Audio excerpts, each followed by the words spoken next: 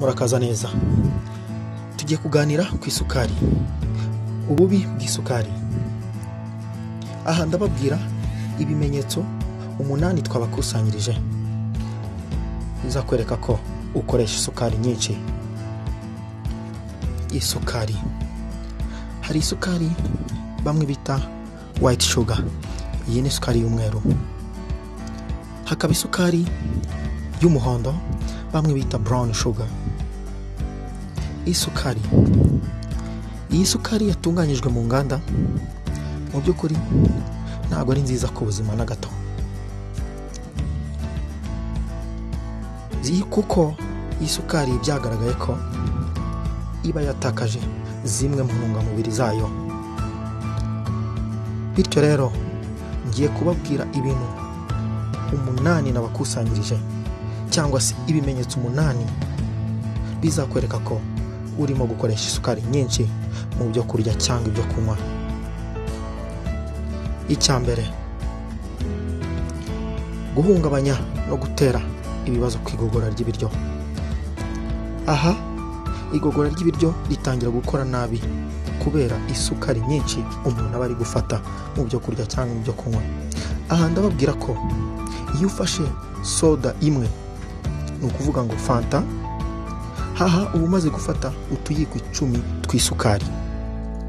Aha ndagira ngo mubyumve neza, bivuga ngo kuri soda 2 uba ufashe utuyiko 20 tw'isukari.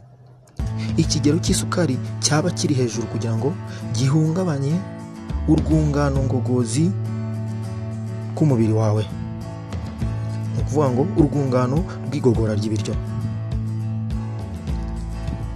Icya kabiri, aha ni ukugabanya ubudahangarwa bw'umubiri. Ubudahangarwa bw'umubiri bushinzwe kubungabunga umubiri, ni ukuvuga ngo n'abarinzi cyangwa se n'ubwirinzi umubiri ufite bufasha umubiri wacu guhangana n'udukoko dutandukanye dutera indwara. Igihe rero uzaba ukoresha isukari nyinshi, ubu budahangarwa bwawe buzagabanyuka. Urugero, nka grama 100 z'isukari, ni ukuvuga ufashe muri litiro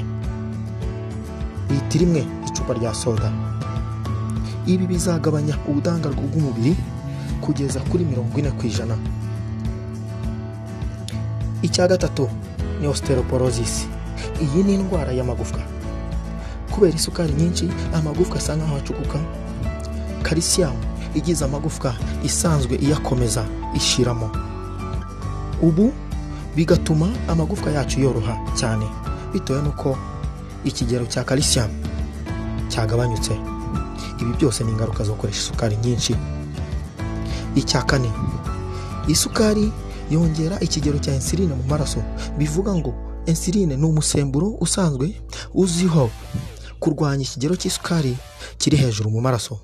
Ni ukuvuga ngo iyo dufashe ibiryo bikungahaye cyangwa se birimo isukari nyinshi, umubiri urekura umusemburo wa insuline kugira ngo isukari igabanyuke. Iyo rero bitabaye ibyo, ugira ikibazo cya diyabete yo mu bwoko bwa 2. Ivuga ngo umubiri wawe wananiwe kurekura insuline ihagije. Icya gatanu, yongera cholesterol mu maraso. Ubu ni ububi bw'isukari turimo tubagezaho.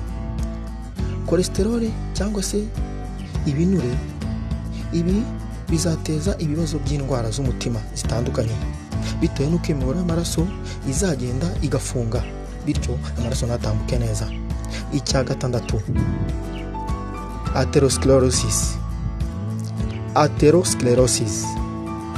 Iyi ni indwara mu by'ukuri igaragazwa n'uko imiyoboro y'amaraso ifungana, bityo amaraso akaba atagitambuka neza kubera tuba twafashe ibinaniza cyane umwijima nk'isukari turi kubabwira. Isukari iragenda ikihinduranya mu byo bita ibinure. Ni ukuvuga ngo umwijima usanzwe uhindura isukari twari irengeje urugero, umwijima ukabihindura mu byo twita ibinure bikibika mu mubiri. Iyi ni isukari irengeje urugero ibika mu mubiri.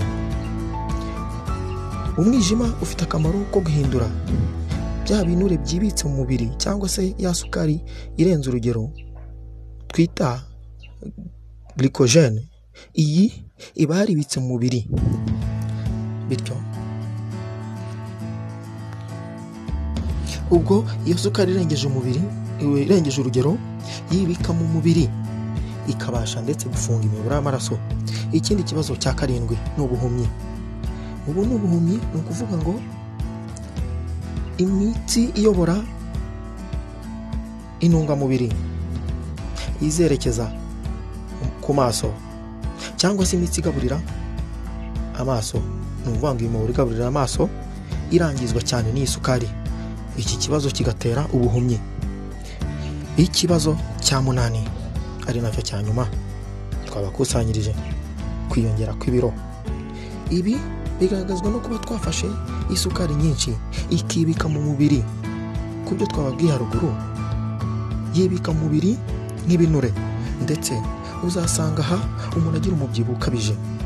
Ibinure bizibika ku nda, bizibika n'ahandi hose nko ku bikanu, ndetse n'ahandi hose hashobora kuba habika ibinure. Bizakwereka umuntu ukoresha isukari nyinshi irenze urugero. Aha turagirwa inama yo gukoresha zero sugar drinks.